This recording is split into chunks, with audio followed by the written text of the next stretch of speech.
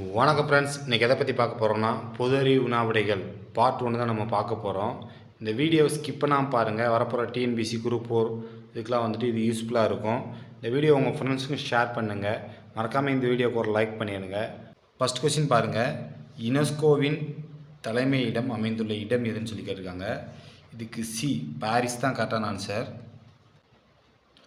அடுத்த ரெண்டாவது கொஸ்டின் பாருங்கள். ஐக்கிய நாடுகளின் பல்கலைக்கழகம் அமைந்துள்ள இடம் எதுன்னு சொல்லி கேட்டிருக்காங்க.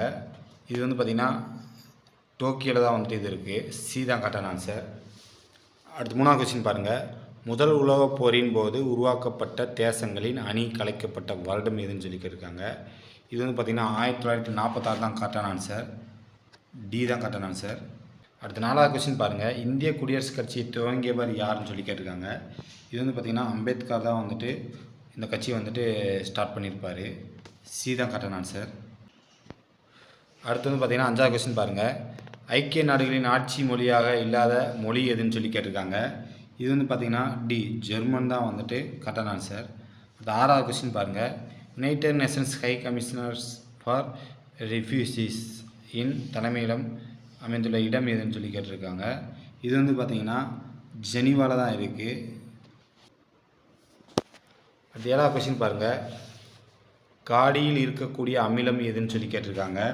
இது வந்து பார்த்திங்கன்னா பி அசிட்டிக் அமிலம் தான் கரெக்டான ஆன்சர். அடுத்த எட்டாவது கொஸ்டின் பாருங்கள். வடமேற்கு ரயில்வேயின் தலைமையிடம் எது அப்படின்னு சொல்லி கேட்டிருக்காங்க. இது வந்து பார்த்திங்கன்னா டி ஜெய்ப்பூர் தான் வந்துட்டு கரெக்டான ஆன்சர். அடுத்த 9வது கொஸ்டின் பாருங்கள். வயிற்று நோய்களுக்கு மருந்தாக பயன்படும் காரம் எதுன்னு சொல்லி கேட்டிருக்காங்க. இது வந்து பார்த்திங்கன்னா ஏ மெக்னீசியம் ஹைட்ராக்சைடு தான் கரெக்டான ஆன்சர். அடுத்து 10வது கொஸ்டின் பாருங்கள். தங்க இலை பயிர் எதுன்னு சொல்லி கேட்டிருக்காங்க. இது வந்து பார்த்திங்கன்னா பி சணல் தான் கரெக்டான ஆன்சர். அடுத்து 16வது கொஸ்டின் பாருங்கள். அதிக நீளமுடைய தேசிய நெடுஞ்சாலை எதுன்னு சொல்லி கேட்டிருக்காங்க. இது வந்து பார்த்திங்கன்னா டி NH7 இதுதான் கரெக்டான ஆன்சர். அடுத்து 12வது கொஸ்டின் பாருங்கள். இந்தியா பாகிஸ்தானை விட டேஸ் மடங்கு பெரியதுன்னு சொல்லி கேட்டிருக்காங்க. இது வந்து பார்த்திங்கன்னா ஏ 4 தான் கரெக்டான ஆன்சர். அடுத்து 13வது கொஸ்டின் பாருங்கள். பருத்தி உற்பத்தியில் இந்தியா வைக்கும் இடம் எதுன்னு சொல்லி கேட்டிருக்காங்க. இது வந்து பார்த்திங்கன்னா டி 4ஆம் இடம் இதுதான் கரெக்டான ஆன்சர். அடுத்து 14வது கொஸ்டின் பாருங்கள். அந்தமான் நிக்கோபார் தீவுகள் அமைந்துள்ள கடற்பகுதி எதுன்னு சொல்லி கேட்டிருக்காங்க. இது வந்து பார்த்திங்கன்னா பி வங்காள விரிகுடா தான் கரெக்டான ஆன்சர். அடுத்து 15வது கொஸ்டின் பாருங்கள். இந்தியாவின் மிக உயர்ந்த மலைச்சிகரம் எதுன்னு சொல்லி கேட்டிருக்காங்க. இது வந்து பார்த்திங்கன்னா டி காட்வின் ஆஸ்டின் இதுதான் கரெக்டான ஆன்சர். அடுத்து 16வது கொஸ்டின் பாருங்கள். வேளாண்மையில் பொன் புரட்சி எனப்படுவது இவற்றின் மிதமிஞ்சிய பெருக்கம் எதுன்னு சொல்லி கேட்டிருக்காங்க. இது வந்து பார்த்திங்கன்னா சி பழங்கள் உற்பத்தி இதுதான் கரெக்டான ஆன்சர். அடுத்து 17வது கொஸ்டின் பாருங்கள். இந்தியாவில் மிக அதிக மழை பெறும் சிறப்புஞ்சி அமைந்துள்ள மாநிலம் எதுன்னு சொல்லி கேட்டிருக்காங்க. இது வந்து பார்த்திங்கன்னா ஏ மேகாலயா தான் கரெக்டான ஆன்சர்.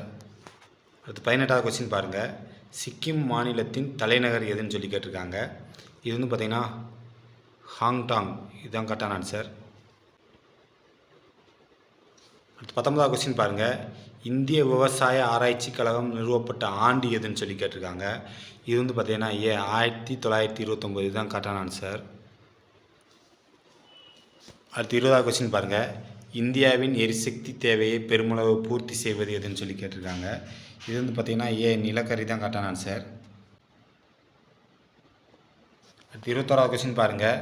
இந்தியாவின் அலைசக்தி உற்பத்தி நிலையம் காணப்படும் இடம் எதுன்னு சொல்லி கேட்டிருக்காங்க. இது வந்து பார்த்திங்கன்னா சி விலிஞ்சம் இதுதான் கரெக்டான ஆன்சர். அடுத்து 22வது கொஸ்டின் பாருங்கள். ஆரவல்லி மலைத்தொடரில் மிக உயர்ந்த சிகரம் எதுன்னு சொல்லி கேட்டிருக்காங்க. இது வந்து பார்த்திங்கன்னா டி குருசிகார் தான் வந்துட்டு கரெக்டான ஆன்சர்.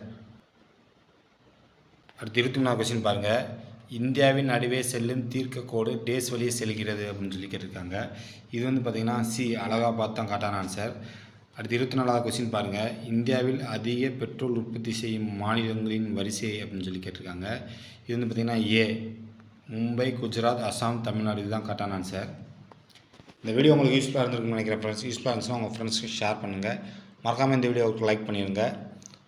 நீங்கள் நம்ம சேனலை சப்ஸ்கிரைப் பண்ணாமல் பார்த்தீங்கன்னா சப்ஸ்கிரைப் பண்ணிட்டு பாருங்கள். அப்போ தான் நம்ம அடுத்தடுத்த வீடியோ போடுறதுக்கு நம்மளுக்கு இன்ட்ரெஸ்ட்டாக இருக்கும். Okay, thank you.